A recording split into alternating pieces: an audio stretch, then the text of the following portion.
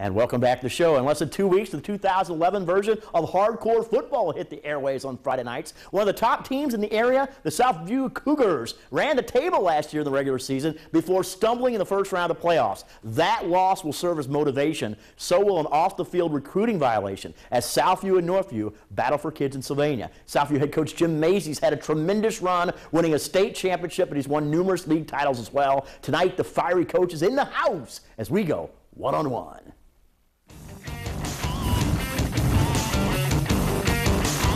Jim, first of all, thanks for coming in, and I really appreciate it. I want to talk mostly on the field stuff, obviously, but let me give you a chance tonight to at least get the whole probation thing. Give you a chance to respond to that as we start the interview before we get into on the field stuff, because I know you want to. Well, with respect to everyone, I think there's a lot of competition, you know, Northview versus Southview, and I think with a new coaching staff, there's a lot of new enthusiasm, and I think we got accused of a few things, and quite a few things, and then when the school system did the investigation, they felt that there wasn't any violation because all I'd done is ask a, you know, Southview, or it wasn't a Southview, we didn't know which school they were from McCord. My daughter is a cheerleader, was in 8th grade last year, a cheerleader, and this was one of her classmates. They're standing around talking. I go to pick up my daughter, and I asked him, "Well, you're a big kid. What school are you going to next year?" Said I could go to either one. Well, that ended up being I had made contact with someone, and it's pretty hard not to make contact with kids when you live in Sylvania, whether you're at the grocery store or wherever you're at, especially if your daughter goes to McCord.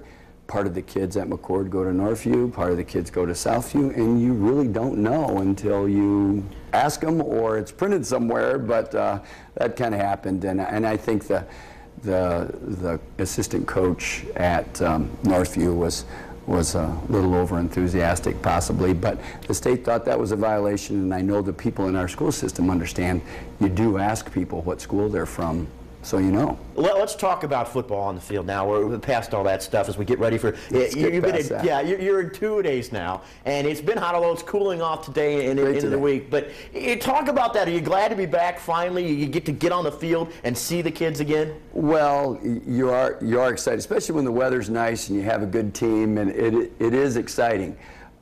It's a lot nicer when it's 70 degrees than when it's 90 now. Talk about your team, because a new quarterback in Austin Valdez, a long family of Valdez boys that have played for you and have been very successful. You guys undefeated last year, and then you get to the first round of the playoffs and you lose to Twinsburg.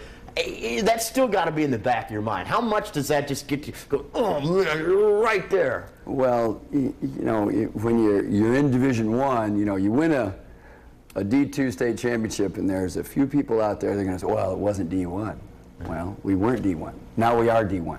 We are a tiny D1. Some D1 schools are twice our size. So definitely, is it going to be a lot tougher? Absolutely. Did we feel we could have certainly won the Twinsburg game? Absolutely. A couple of things didn't go our way. We could have got that done. It went to overtime.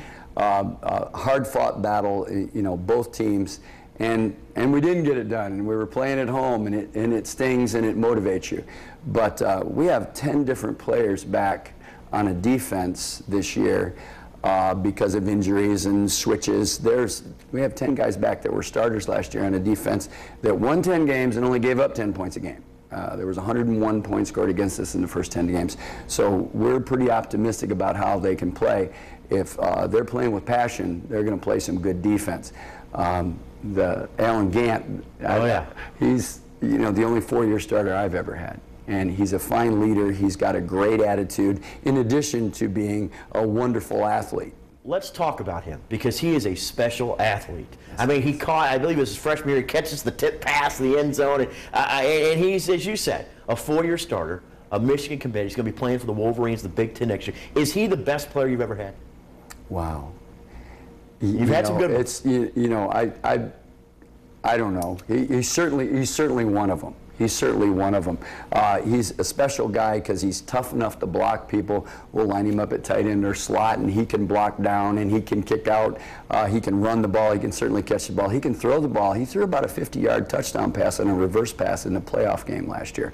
So he can do all kinds of things. Everyone knows he can play basketball. He's been a starter on the basketball court for 4 years also this year, and he's pretty good shot put, discus. He's pretty fast on the track team too. He can do all kinds of things. But I would rather talk about Alan as a person. I mean, athlete is one thing, but when you put together the character and the work ethic, the attitude that he has, it's just such a wonderful gift for a guy like me to have somebody like him on the team. How rewarding is it for you to see your players go on, whether it go on to a Big Ten school or whether it be playing Division III somewhere, and then come back? Because I know you've had a lot, and I've done a lot of stories throughout the years of some of the families that have had boys that played for you that have come back and coached for you, or come back and said, Coach Mayzes, you have made a difference in my life. Well, you hear that sometimes, but we had a special moment yesterday. A kid, I'm sure you remember, Kelly Rowe. Mm-hmm. Kelly Rowe is 25 years old now and has himself a big business job out on the East Coast somewhere.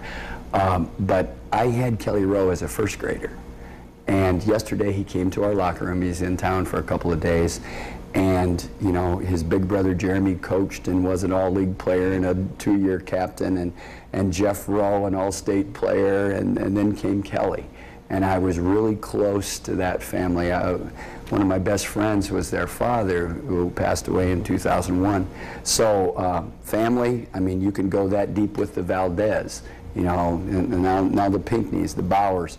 When we sit in our locker room and we have the league champions around in the locker room, these boys looking, you know, they see their brothers. There's a freshman now that on the freshman team that I coached his dad. So, you know, I guess I'm really fortunate to have been able to be there as long as I've been there. And wow, you know, I didn't start in Sylvania till I was past 30 years old. So, you know, sometimes I feel like I'm just super fortunate to have all the years that I've had. Well, we wish you the best of luck. Thanks for coming in. It's going to be a fun year. It's going to be a fun year. Yeah, absolutely. Great players.